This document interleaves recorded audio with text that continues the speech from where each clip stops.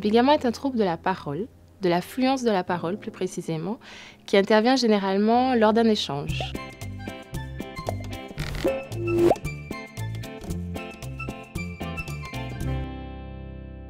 Élodie Freinet-Baucher, orthophoniste depuis une douzaine d'années. L'orthophoniste est le thérapeute des troubles du langage et de la communication.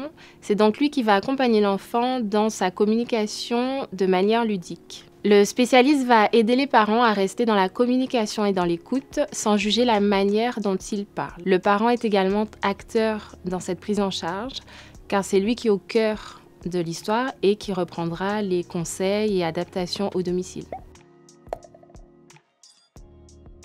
Le bégaiement est un trouble de la parole, de la fluence de la parole plus précisément, qui intervient généralement lors d'un échange. On peut entendre des enfants bégayer ou des adultes bégayer quand ils sont seuls, mais c'est rare. Et vraiment presque jamais en fait, quand ils chantent. Chez l'enfant, on peut observer un enfant qui bute sur le premier son. Par exemple, pour dire bateau, il va dire un bateau. Un enfant qui répète la première syllabe. Par exemple, je veux la toupie. Un enfant qui allonge les sons. J'arrive pas à jouer ou à faire. Voilà, donc il y a plusieurs manifestations possibles. On peut aussi observer des tensions au niveau du cou, au niveau du visage, au niveau des mains.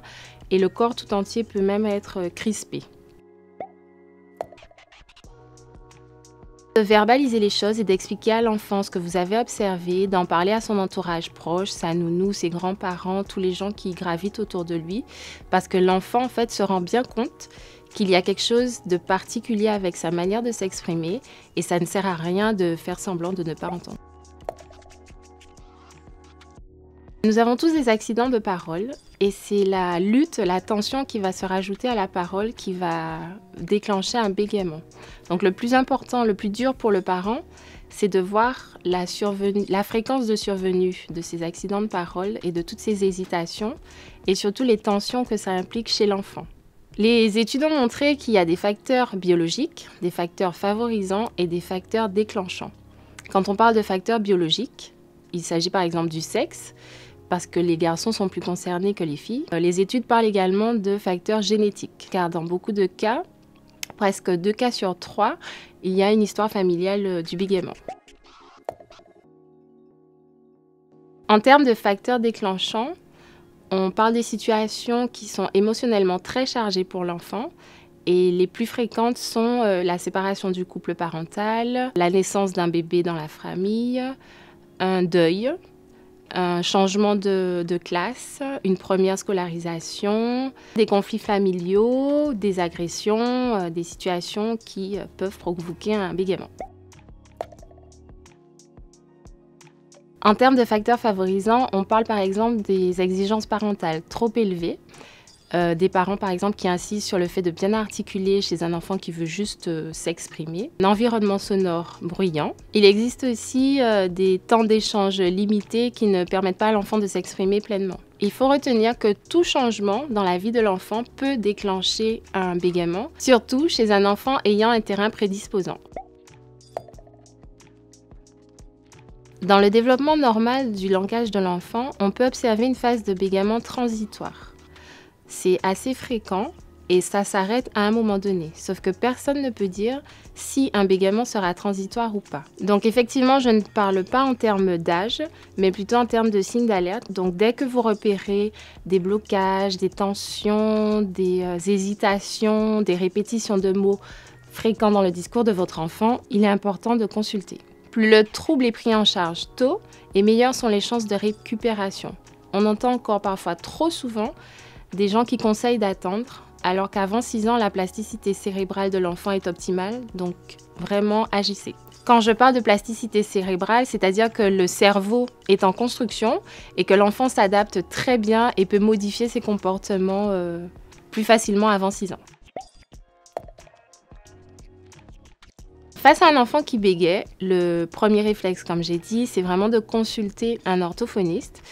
Mais bon, on sait que les délais d'attente sont très longs, peuvent être très longs, même si on essaie de prendre en charge rapidement quand on demande pour un bégaiement. Mais déjà à la maison, vous pouvez instaurer un climat plus apaisé, proposer des moments privilégiés de temps de parole à votre enfant, lui proposant de jouer, d'échanger tout simplement un temps de lecture, par exemple le soir au coucher. Et vraiment, il ne faut pas hésiter à dire à son enfant quand on n'est pas disponible. En fait, on a tous le droit de dire à son enfant « Je n'ai pas le temps pour toi maintenant, mais tout à l'heure, dès que j'aurai fini, je serai entièrement à ton écoute. » Au sein des fratries, par exemple, au moment des repas dans la famille, il est important d'insister sur le tour de rôle, le tour de parole, pardon, de chacun. Alors, on a souvent tendance, face à un enfant qui bégaye, même face à un adulte parfois, à dire calme-toi, respire, articule correctement, reprends. Mais en fait, tous ces conseils qui semblent anodins sont très péjoratifs et défavorables pour la personne bègue. L'important est de se concentrer sur le message que la personne vous donne et non pas sur la manière dont il le dit. Il faut éviter tout ce qui est moquerie et jugement négatif qui feront en fait que renforcer le trouble.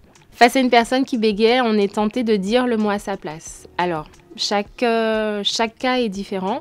Il y a des personnes bègues qui acceptent cette aide, qui facilitent en fait leur discours, et il y en a d'autres qui se sentent frustrés et qui au contraire se crispent et s'énervent. Il faut leur demander tout simplement, est-ce que tu veux que je t'aide à dire le mot, est-ce que tu veux que je le dise à ta place ou pas? Face à un enfant qui bégaye, il est important de dédramatiser la situation, d'instaurer un climat calme, le plus calme possible, proposer un rythme moins soutenu à l'enfant également et être moins tatillon sur sa manière de parler. Et bien sûr, il faut consulter un orthophoniste.